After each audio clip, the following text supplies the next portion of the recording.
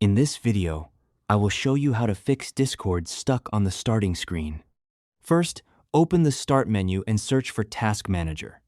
Open it and search for Discord. Right-click each Discord process and select End Task. Once all Discord processes are closed, exit Task Manager.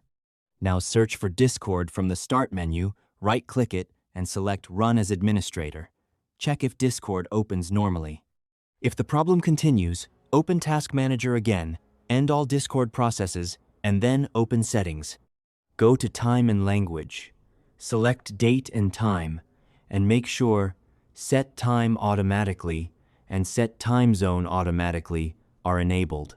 Then click Sync Now to synchronize your system clock. If Discord is still stuck, go to Settings, select Apps, and then Installed Apps.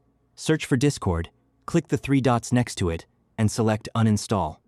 Once Discord is removed, open your browser, search for the official Discord website, download Discord for Windows, and install it again. After reinstalling, launch Discord and check if the starting screen issue has been fixed. And that's how you can fix Discord stuck on the starting screen.